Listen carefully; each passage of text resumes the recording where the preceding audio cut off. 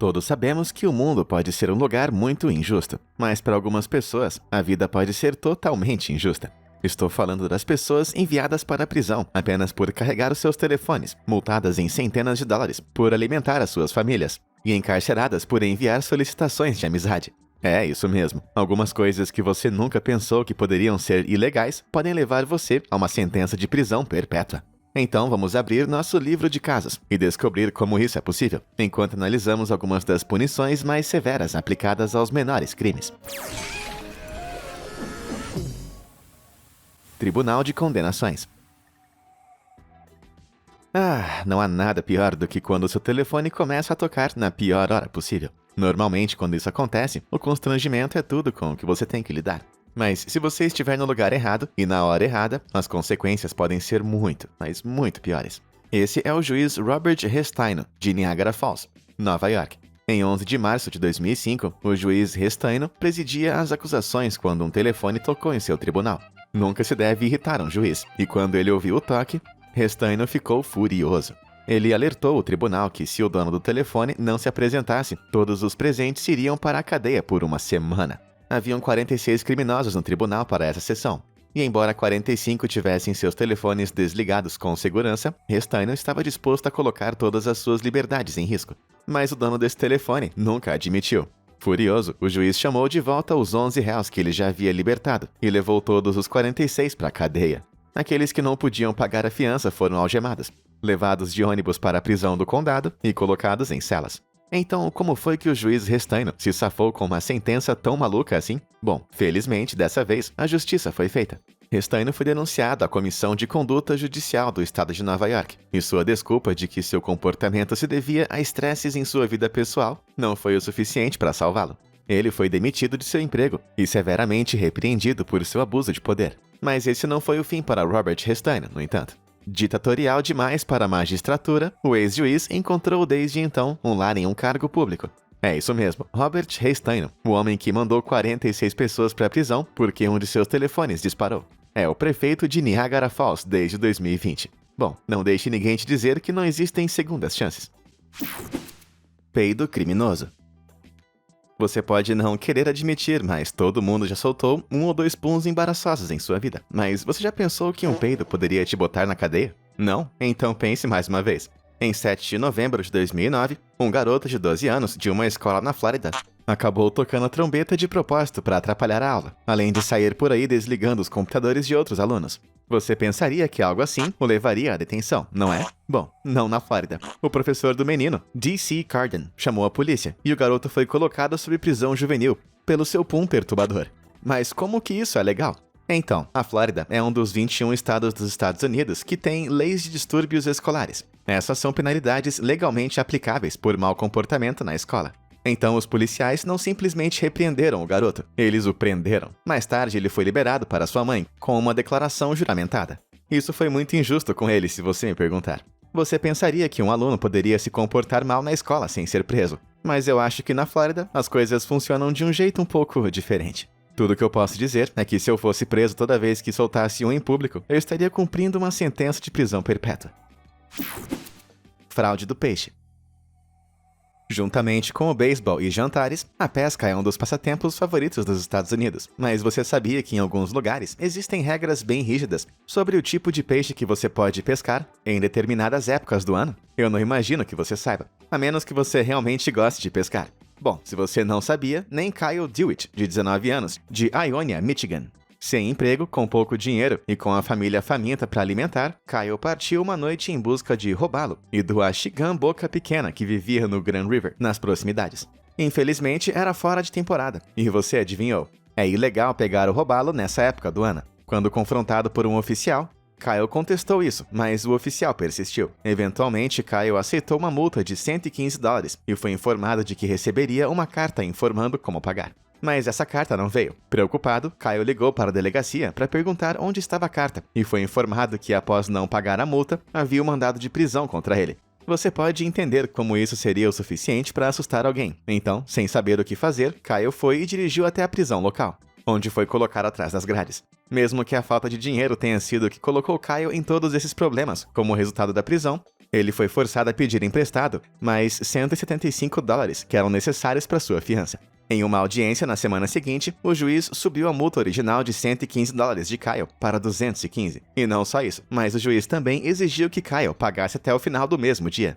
Quando ele disse que não iria conseguir o dinheiro até esse momento, o juiz apenas perguntou se Kyle tinha um cartão de crédito que pudesse usar. Lembre-se, foi a pobreza que colocou Kyle nessa situação em primeiro lugar. O pobre garoto não tinha cartão de crédito. Incapaz de pagar, Kyle foi condenado a 3 dias de prisão. Felizmente, ele foi liberado mais cedo, após uma intervenção da União Americana das Liberdades Civis de Michigan. Ainda assim, ser mandado para a cadeia por pegar um peixe, esse é um castigo bem severo.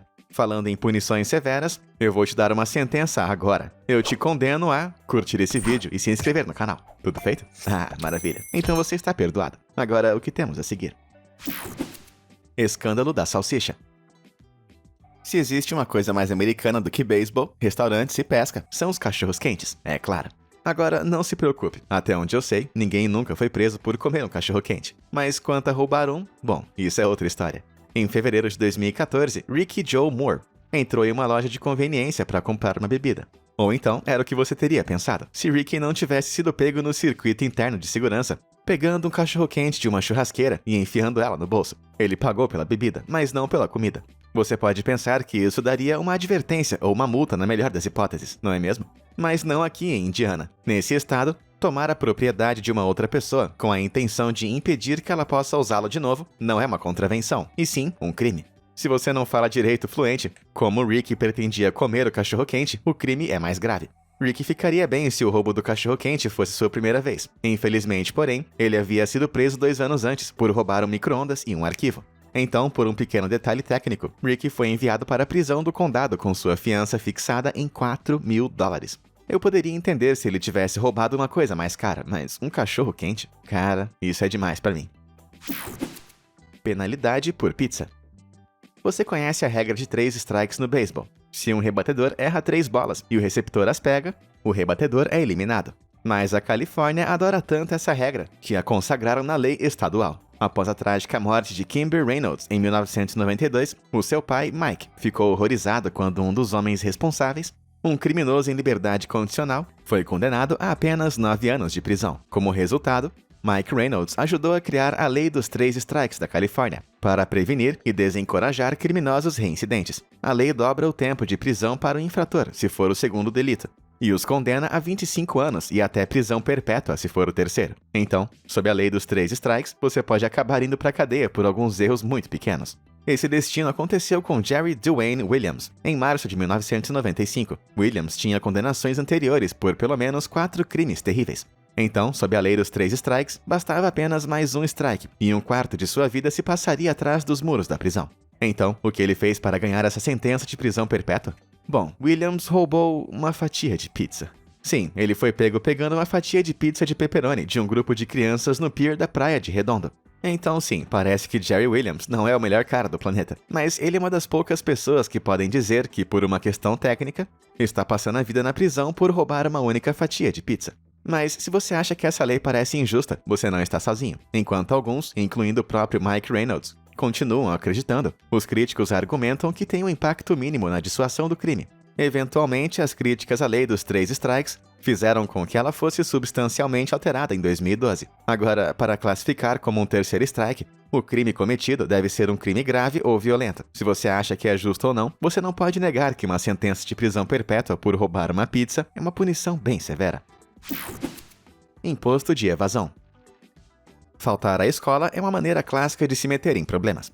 Mas isso não significa que os culpados mereçam ir para a cadeia, não é mesmo? Bom, antes de 2015, você teria recebido uma resposta dura se perguntasse aos tribunais de Baytown, Texas. Frank Ward, um morador local de Baytown, ficou furioso depois que 2 de seus netos foram presos por faltar na escola. O Texas manteve uma lei segundo a qual faltar 10 ou mais dias de aula em um período de 6 meses, ou 3 dias em um período de 4 semanas, resultava em processos criminais para adolescentes. Geralmente era resolvido com a multa de $500 mais custos judiciais, mas mandados de prisão eram emitidos para aqueles que se recusavam ou simplesmente não podiam pagar. No caso de Frank Ward, ele argumentou que seus netos não podiam ir à escola por conta de uma situação familiar ruim, que os levou a se mudar mais de uma dúzia de vezes em 2 anos. A última mudança deixa os netos a 32 quilômetros de sua escola, o que, combinado com opções limitadas de transporte público, dificultou bastante o deslocamento. Um dos netos de Ward, que tinha 17 anos na época, acabou na prisão por não pagar multas que chegaram a $950. Outro neto devia 360, mas não foi preso. O vovô Ward foi forçado a usar mais de $1.399 de seu pagamento de seguro social para cobrir as multas. Mas, compreensivelmente, ficou furioso por seus netos terem acabado no tribunal. Para contextualizar as lutas da família Ward, um grupo sem fins lucrativos descobriu que, dos 115 mil estudantes que foram enviados ao tribunal por evasão escolar em 2013, 80% deles eram de famílias de baixa renda. Felizmente, essa lei já foi reformada, mas ainda assim, uma sentença de prisão por evasão escolar. Como se a escola já não fosse uma prisão o suficiente. Cobrado por carregar.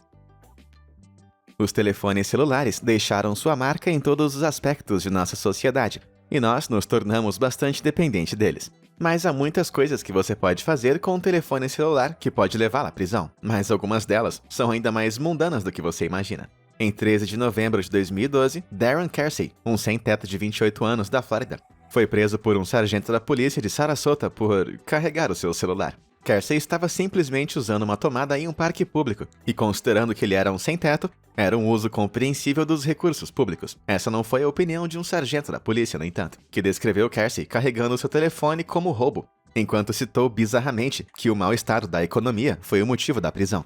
Kersey não pôde pagar a fiança de $500 após a prisão e foi forçada a passar a noite na prisão. Felizmente, um juiz rejeitou o caso, alegando falta de justificativa legal para a prisão. Enfim, a justiça foi feita. Na minha opinião, era aquele policial que deveria ter enfrentado uma fiança de $500 por ter sido criminalmente estúpido. A Zona Crepúscula. Como você deve ter percebido, você pode ser preso injustamente por fazer algumas coisas bem embaraçosas. Mas se você acha que não existe nada mais vergonhoso do que ser preso por soltar um pum, deixe-me apresentá-lo ao Lori Teal de Albuquerque, Novo México. Em 12 de junho de 2012, Lori Teal foi presa por não devolver $36 em livros e DVDs de Crepúsculo para a biblioteca. É isso mesmo, Crepúsculo. A saga de ficção adolescente que transformou vampiros temíveis em garotinhos de discoteca brilhantes e lobisomens em caras que podem se apaixonar por crianças. A biblioteca alegou que os materiais de Crepúsculo não foram devolvidos desde 2010, levando-os a arquivar um mandado de prisão por não devolver a propriedade alugada inferior a $200. Sim, é uma lei de verdade. Então por que Lori não fez a devolução? Bem, todas as notificações e mandados de prisão foram enviados para o endereço errado, onde ela não morava desde criança. Naquele dia, a polícia chegou à casa de Lori, investigando um distúrbio não relacionado. Então eles perceberam que havia um mandado ativo para sua prisão, e então eles a levaram sob custódia na frente de seus 5 filhos. Ela foi libertada na manhã seguinte, com uma fiança impressionante de $610, e alegou que estava planejando entrar com uma ação legal. Quanto à biblioteca, já tinham substituído o livro. Isso sim que é criminoso. Jurado jovial. Ser convocado para o serviço de júri pode ser uma grande dor de cabeça, e muitas pessoas fariam qualquer coisa para sair disso. Você pode se surpreender ao saber que sair do dever do júri pode ser muito mais fácil do que parece. Em 2011, Jacob Jock foi convocado para ser um jurado em potencial para um julgamento civil. Logo no início, todos os jurados foram avisados pelo juiz para não usar a internet para saber mais sobre o caso, pois isso poderia influenciar injustamente seu julgamento. De acordo com a 6ª emenda da Constituição dos Estados Unidos, os criminosos têm o direito de serem julgados por um júri imparcial. No entanto, Jacob deve ter perdido isso, porque uma das primeiras coisas que ele fez quando chegou em casa naquela noite foi enviar um pedido de amizade para o réu no Facebook. Preocupado, o réu disse a seu advogado, e antes que o processo pudesse começar, ele foi dispensado na hora do júri. Ele alegou que foi um acidente e que estava procurando o réu para ver se eles tinham amigos em comum. Mas pensando que tinha escapado ileso, Jacob decidiu, em toda a sua infinita sabedoria, postar uma atualização no Facebook dizendo: "Me dei bem, eu fui dispensado. Parece que eles desaprovaram o envio de um pedido de amizade para o réu." Acusado e considerado culpado de desrespeito ao tribunal, ele foi condenado a 3 dias de prisão. Tudo isso por conta de um pedido de amizade. Mas não sejamos tão duros com ele. Ser preso é com certeza um jeito de sair do dever de júri. Maduro maldito. Se você tem animais de estimação, vai saber quanto tempo leva para cuidar deles. Você tem que alimentá-los, lavá-los, pegar eles e, o mais importante, impedir que corram soltos pela propriedade de outras pessoas. Essa lição foi aprendida da maneira mais difícil por Mary Root, de 82 anos, de Ferguson, Missouri. Mary era orgulhosa proprietária de vários chihuahuas, que estavam tendo repetidos atritos com a lei sob as leis de cão à solta do Missouri. As leis de cães soltos tornam ilegal que os cães estejam fora do controle de seus donos em público. As leis se aplicam a todas as vilas e cidades do Missouri, que têm o poder expresso de aplicá-las. Infelizmente, essa lei do cão à solta voltaria a morder a pobre velha Mary como se ela fosse um brinquedinho de mastigar, depois que seus chihuahuas fugiram de seu quintal muitas vezes. A polícia foi chamada, e Mary levou uma multa de $525 e uma audiência no tribunal. Considerando que ela tinha 82 anos e morava sozinha, essa é uma punição bastante severa por deixar os cachorros saírem. Mais problemas estavam para chegar, no entanto. Devido a razões médicas, Mary não pôde comparecer à sua audiência no tribunal. Como resultado, a bisavó acabou enfrentando 2 dias de prisão e uma multa de $7.000. Tudo isso só porque seus chihuahuas escaparam. Isso sim que é rude. Polícia de perfumes. Algumas crianças adoram a escola, enquanto outras passam por momentos bem difíceis. Sarah Bustamentes, de 12 anos no Texas, era alguém que se encaixava nessa última categoria.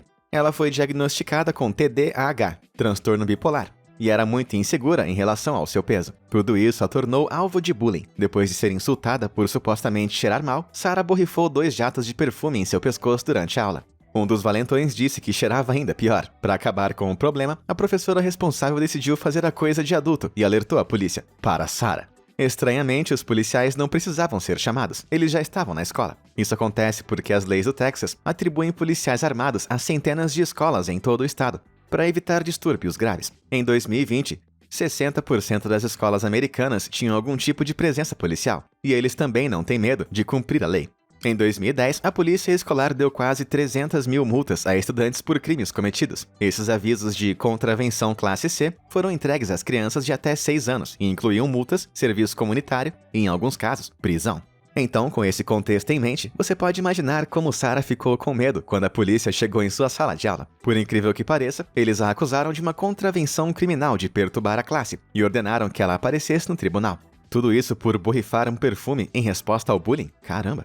Felizmente, um grupo de direitos dos deficientes assumiu o caso de Sarah e as acusações foram retiradas. Ainda assim, a ameaça de uma contravenção criminal por um ato tão pequeno realmente fede. Estou algemado. Onde quer que haja políticos, haverá membros do público tentando envergonhá-los. Todos nós temos o direito de questionar nossos representantes eleitos, mas se você for longe demais, pode obter o tipo errado de reação. Por exemplo, a polícia teve que tomar cuidado sobre de qual lado estava, quando prendeu Ian Fogarty, em Queensland, Austrália, no início de 2015. Fogarty era mais ou menos um ativista político e um brincalhão online. Ele foi o espinho no lado do primeiro-ministro em Queensland, Campbell Newman, ao supervisionar uma conta no Twitter que parodiava o político australiano. Mas Fogarty tinha uma pegadinha ainda melhor em sua manga. Quando o Partido Nacional Liberal de Newman realizou um comício de campanha, Fogarty compareceu. Não como um novo convertido à causa, e sim em uma peça de roupa muito atraente. Embora parecesse totalmente inofensivo, a polícia interveio, alegando que Fogarty estava sendo um incômodo público e rapidamente o acusou como tal. Ele foi então levado por não um, não dois, mas 10 policiais, todos os quais, você adivinhou, estavam de um lado dele. 10 policiais para prender um cara vestindo uma camisa engraçada. Realmente não havia nada melhor para fazer em Queensland naquele dia? Profanidade dos pais. Alguns pais costumam dizer que ter filhos foi a melhor decisão de suas vidas. Não podemos esquecer, no entanto, que a paternidade envolve muito trabalho duro. Mães, pais e responsáveis ao redor de todo mundo ficam sobrecarregados, frustrados e irritados. E quando essas tensões se acumulam, elas tendem a transbordar, como aconteceu com Danielle Wolf. Danielle estava fazendo compras com suas 2 filhas e marido quando um cliente a ouviu dizer algumas palavras maliciosas na presença de seus filhos. O cliente preocupado se aproximou de Danielle e pediu que ela parasse. Danielle insistiu que estava falando com o marido e não com os filhos, mas não teria feito muita diferença. Na cidade de North Augusta, na Carolina do Sul, onde sua mãe profana estava fazendo compras, é ilegal usar linguagem obscena se outra pessoa estiver presente. Em outras palavras, xingamentos públicos são essencialmente proibidos aqui. E assim, o cliente intrometido denunciou Danielle às autoridades, que foi então presa por conduta desordeira e dada uma data no tribunal. Agora, eu não estou encorajando vocês a usarem palavrões, mas isso é um castigo pesado para um lapso de língua. Magnânimo maldito. Durante sua vida, Arnold Abbott de Fort Lauderdale, Flórida, foi premiado com 2 Purple Hearts no serviço militar. E nos anos 1960, ajudou ativamente os cidadãos afro-americanos a votar durante um período em que tais ações eram muito perigosas. Ele era um membro excepcional de sua comunidade por todos os padrões, mas ele não parou quando chegou à velhice. Depois que sua esposa morreu em 1991, Abbott começou o Love Thy Neighbor, um grupo sem fins lucrativos comprometido em alimentar a população sem teto de Fort Lauderdale.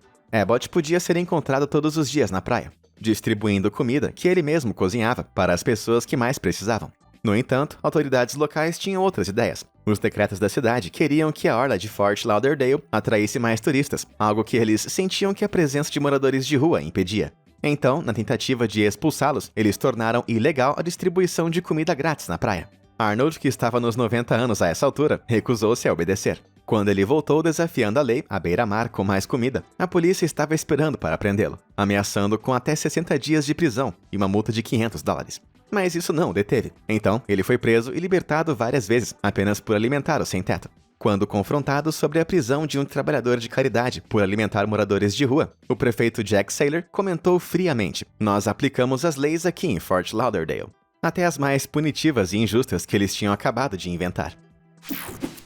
Eu não quero ir pra cadeia.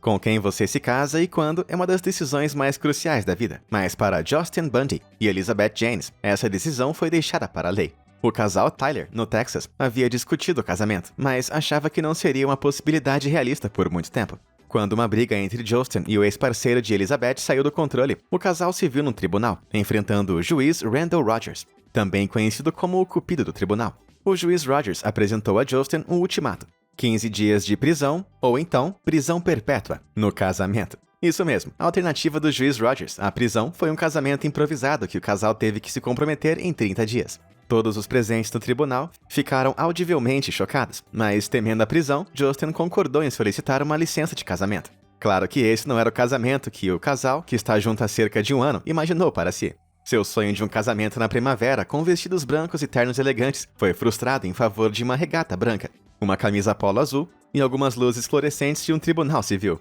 Embora a legitimidade do juiz Rogers, ordenando que os réus se casem, tenha sido questionada por especialistas jurídicos, Justin e Elizabeth seguiram com o casamento. No entanto, ambos admitem que, se Justin tivesse ido para a prisão, eles não teriam condições de pagar o aluguel de sua casa compartilhada. E felizmente, um ano depois do casamento, eles já estavam planejando uma cerimônia de renovação de votos. Na minha opinião, acho bom esperar mais uns 15 aniversários antes de perguntar se eles tomaram a decisão certa. Digo, qualquer um que esteja casado há tanto tempo vai dizer a você que a sentença do juiz Rogers é muito mais dura do que parece. Meus amigos, o mundo pode ser muito injusto às vezes. Mas e aí, qual dessas punições você acha que foi a mais injusta? Você acha que algumas dessas pessoas mereciam as consequências de suas ações? Seja qual for a sua opinião, conta aí pra gente nos comentários abaixo. Muito obrigado por assistir e até a próxima.